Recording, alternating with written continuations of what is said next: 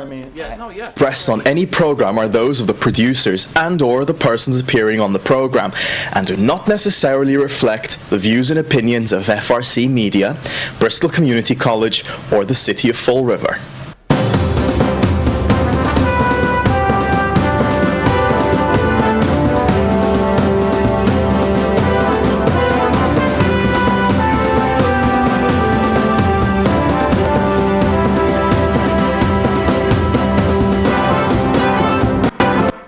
Hello, and welcome to the Friday edition of Spindle City Straight Talk. I'm Chip, and CJ's in the control room. I'm here. How are you? There he is. And today is Friday, and we have a guest today, so we'll get right to it. We have a guest, City Councilor Michael Miozza, who has declared his candidacy for the office of mayor, and it's great to have you, Mike. Bob, thank you, you and CJ for having me on Spindle City Straight Talk. Yeah, it's a pleasure to be here. Well, this is one of the reasons. We know you've declared, and obviously you've been involved in the city politics now for a while. Had a front row seat for 3 years. Yeah, exactly. That's a very good way to put it. Front row seat. And I think that we don't have to tell you what's wrong with the city. I think you've been a participant, and you've seen and you've done a lot of questioning. So what we want you to do is basically, tell our viewers that, why did you run for mayor in the first place? Okay, Bob, good question. Listen, I believe that I have the skills at this time in our city's history, and given how divisive things have been, particularly over the last year, I believe I have the skills, first off, to heal this city, to bring entities together. I have leadership skills that I can bring to that office. I have management skills. I've worked for Fortune 100, Fortune 1000 companies, and those skills will translate. I've always said that government should run more like business, not like business, because government obviously is not profit, but some of the organizational structure that is in business can work in government. So I want to take that experience that I've developed over my 25 plus years in business and move it over to municipal government. I see what I've seen over my last 3 years. There's lack of internal controls. Our financial house is in disarray. We have some people that are in key positions that we really need to look at. Are those the right individuals for those positions? And I'm willing to go in. I'm willing to make those hard decisions. And that's what it's going to take. It's going to take a leader to go in and look at the whole house and make the decisions that need to be made. And listen, we all know we're in rocky, wavy waters right now. And we're going to have to make those tough decisions. But at the end of making those tough decisions, those right decisions, that's when we're going to start seeing the calm. We have to have vision. One of the things I've seen, I don't know where the city's going. What are we about? Where are we going? What is the vision for this city? And I think that needs to be, we need to determine what that is. And it's not going to be me determining it. It's me going to be determining with the people of Fall River. We have to bring in the folks in education, the business community. But collectively, we need to figure out where we're going. And we've got to transform this city. We've got to figure out what it is we want to be. And this isn't going to happen overnight, but in the next 5, 10, 15 years, whatever that time frame is, and all work towards that goal. And so I think that's what's frustrating is you don't see any planning. I've seen lack of planning. I think you've heard me on the council floor say time and time. Where's the plan? What are we doing? Why are we fixing this park?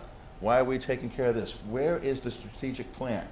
And that's what's been lacking over the my 3 years on the council. Good answer. CJ.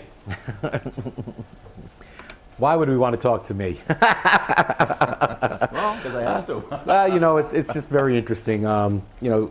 You've developed a key phrase already that's coming from the people, and I think it's very interesting because they're calling you the people's candidate.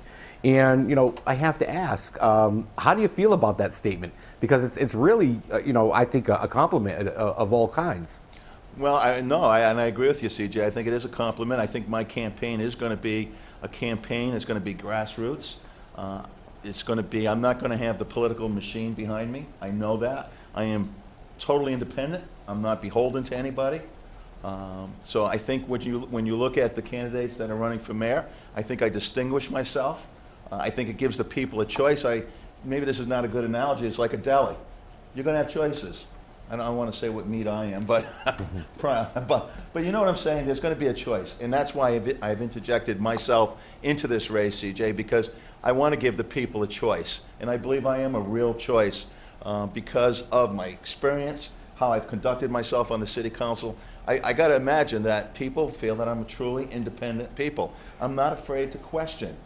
And when I sit in that seat of city council, I try to ask the questions that if Bob Camara or CJ Ferry were sitting in that seat, these are the questions that they probably would like to have answered. I try to get input from the community.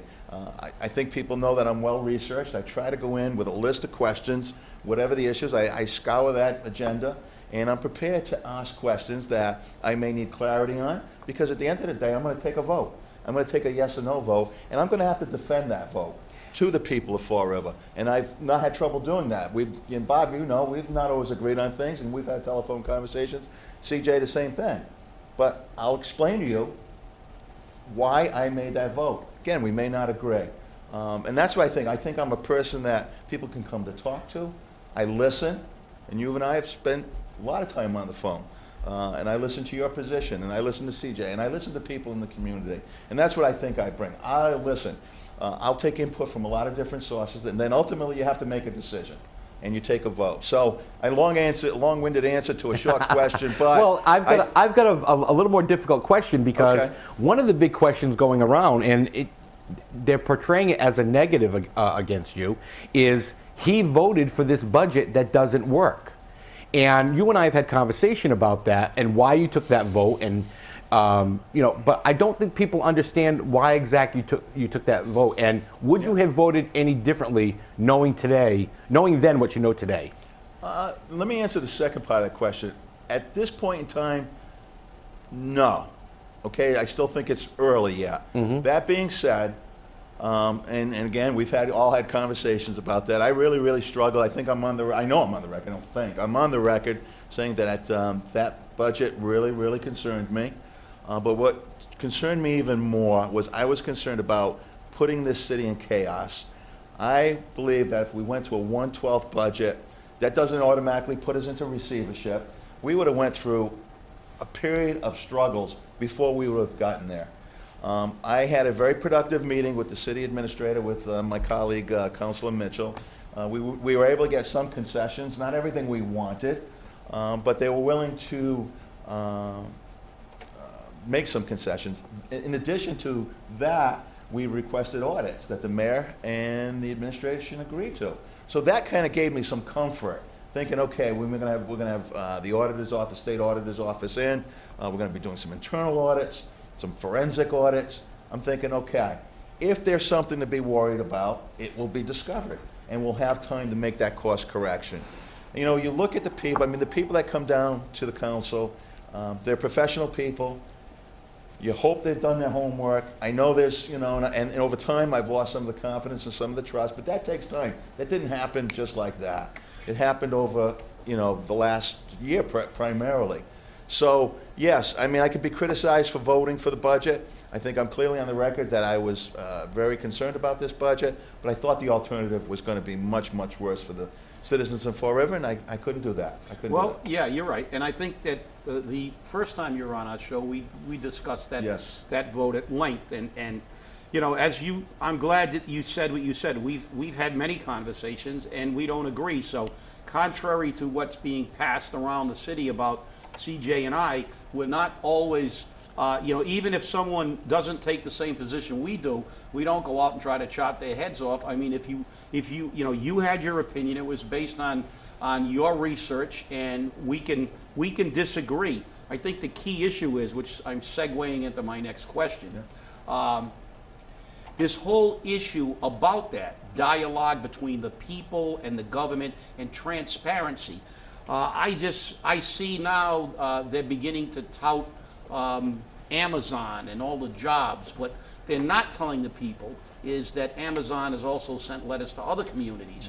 And this is the kind of misleading, like the windows and Windowgate and all these things that you know, the citizens, and as well as the councilors, but obviously I believe, but you can give me your perspective, they've lost confidence in this government, in our leadership, and as a councilor, as a mayoral candidate, if you become mayor, is this going to go away? Chip, before Mike answers that question, I had a conversation with Senator Mike Rodrigues just before our show, and I asked him what his take was on the Amazon situation. And he said, I've been working on this for 2 years, and this should not have been announced. And I asked him very clearly, I said, how many other cities and towns got this? He goes, this is real. I said, I don't need to know that it's real. I know it's real. How many other cities and towns? And he refused to kind of say how many. But if you read the letter carefully, and I was going to put one up on the screen, it says very clearly that they're doing it pursuant to the EDIP legislation, which says they must approach a city or town with the opportunity to locate there. Meanwhile, the Herald News reported this story, but they failed to report on the fact that many of their sister publications posted the exact same story for other cities and towns, such as Stoughton. So this is not a guarantee. This is basically wishful thinking, and it comes right at the time of the recall, so the mayor can stand up and say, look, I got the Amazon. We don't have anything. We have to present the best possible approach to bring Amazon here. But historically, Amazon gets 60% of their taxes forgiven or taken off. So that's something I think we need to clearly address. I know, Mike, you and I had a brief conversation about it yesterday, but I mean, this is becoming very important. Yeah, a couple of things. I don't have any intimate knowledge about Amazon coming to Fall River Freetown. I read about it in the paper like everybody else. So this goes to show, I don't know, maybe it's because I'm a mayoral candidate, maybe my colleagues knew about this, but this is one of the problems in the government, that one of the elected bodies has no intimate knowledge about what's going on. So let me answer your question first. In my administration, no, this type of thing would not happen. If this letter is going out to other communities and this is not something that truly is ironclad and is coming to Fall River, I would not put something out like that. You need to be honest with the people. You cannot set false hope. And that's what that would do. If this is indeed, I'm going on what I'm hearing. That sets false hope. We don't need false hope. We need real hope in this city. Real tangible things that we can say, this company is coming to Fall River, these are the jobs that are coming, this is our future. And so if what I'm hearing is, if this letter went out to 26 other communities, what was the motive for putting this out? I have to question. Now, I am on the TIF board for the city of Fall River, so if this is a reality, I guess at that time I'll get the details, and I don't know if we're going to be giving forgive 60% of the taxes, as CJ has suggested. That may be what their demands are. We'll have to see what the proposal is. I mean, obviously we need jobs in the city. So I mean, I welcome a big name like Amazon, because hopefully that'll be a magnet for other companies. But so what I'm hearing, and again, I don't have any intimate knowledge, that would be concerning. Mike, if that's I the agree case, with that you. all these other communities are in the mix too. Why is Fall River? Mike, I agree with you. And the thing is that I did some research right after this announcement was made yesterday, and in Nevada, for instance, Amazon negotiated a 60% property tax. I don't know what you want to call it, remission, tax incentive, whatever the case may be. They got that on property. They got that on inventory. They also got that on their employment taxes. But the really interesting part about these letters is, for Fall River, it said that they could generate up to 1,000 jobs with a salary of $35,000 a year. Now, for Stoughton, it was higher. I mean, it was like $55,000 a year. For Lynn, Lowell, I mean, the wages were always different. And when you compared them to the average median wage for the area, it matched it. So basically what they're saying is, hey, we're going to buy this city cheap because they don't expect any more than that, which Chip and I have spoken about numerous times on the show. But, somebody made the comment, then why don't we go market ourselves to third world countries so that we can get the jobs if we're going to be that cheap?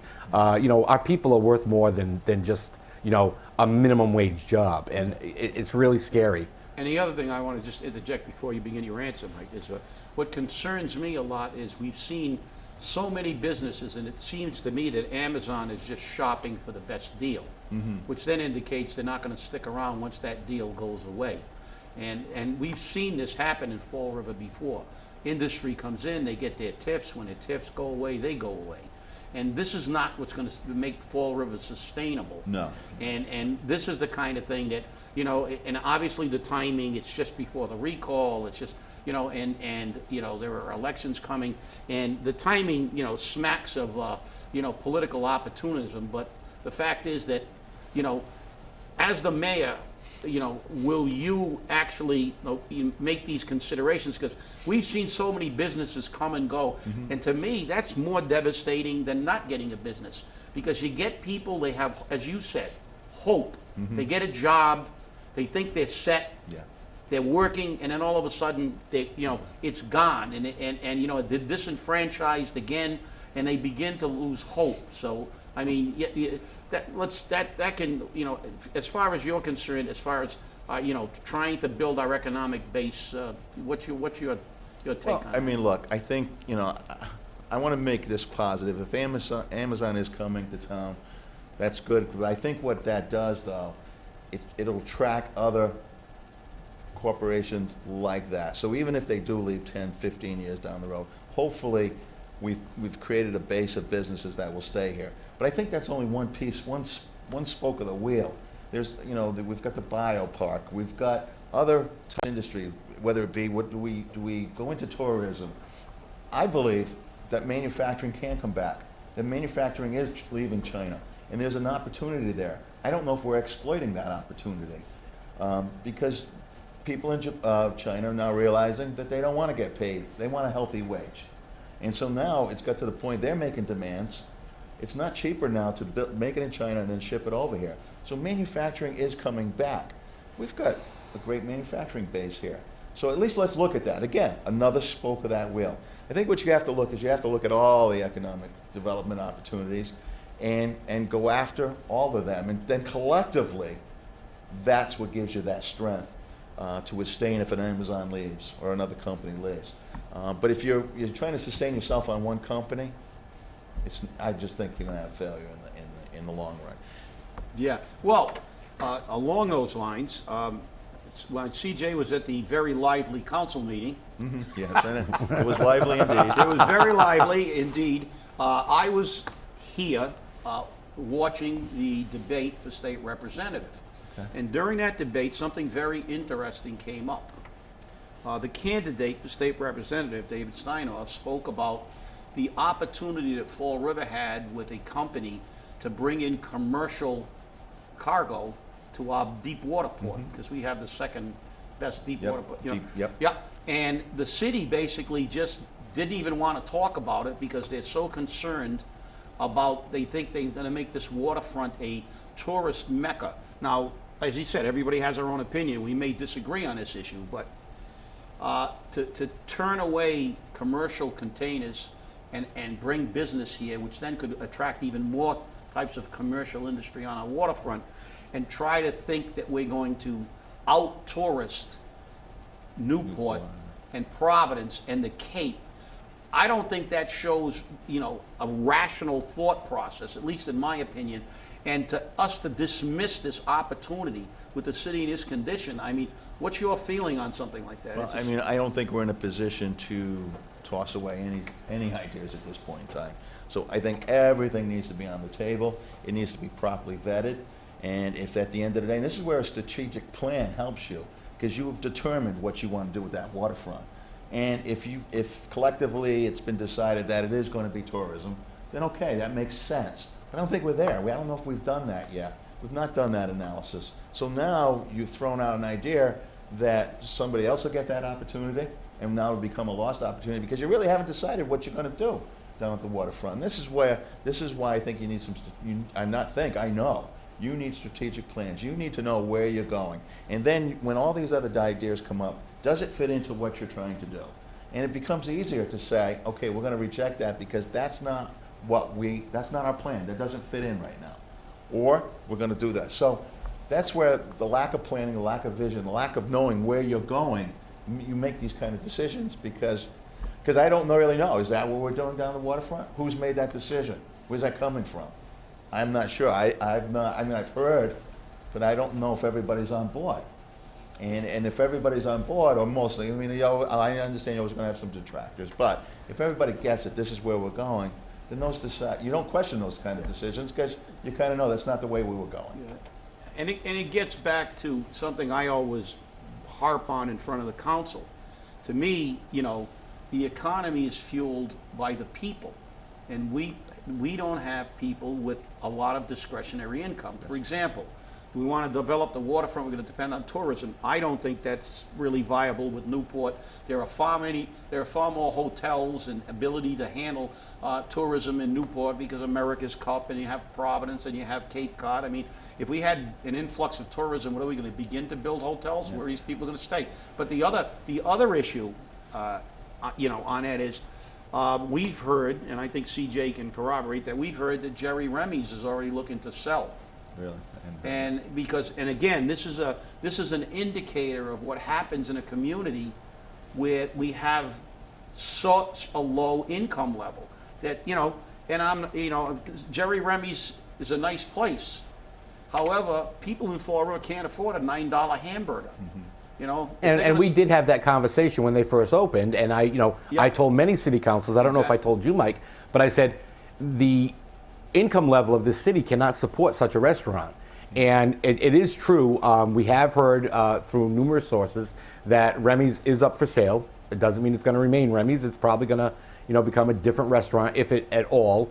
And that also leaves the question to what happens to the other restaurant that's down there, Cedar Grill or something. Yeah. I mean, is that one staying? Is that one getting sold? Yeah. So, we put these things in and they make great attractions, but is the great attraction for that short period of time really benefiting Fall River? Look at all the money we dumped into that property down there in the sense of sidewalks and streets and everything else, and now there's going to be nothing there. Well, let me just answer this. I wasn't aware if Remy's is up for sale. That's sad. I don't know what Remy's marketing plan was. I would have to believe that they were thinking this percentage of their revenue was going to come from out of town, because I do know a lot of out of towners do come, which is a good thing. We do want people from the outside to come into Fall River and spend their money. It's disappointing to hear if that's indeed happening, that we're going to lose what I consider an anchor. I mean, that's one of the anchors down at the waterfront. That is troubling, but we don't know.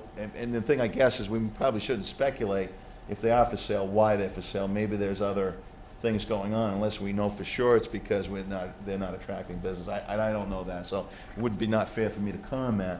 But I understand your point about discretionary income. That is concerning, and that's why it's going to take some years. We need to build up, get that medium average income up, to other cities, and it's going to take a while. This is not going to happen overnight, so that we can support the restaurants and the business that we want to create here.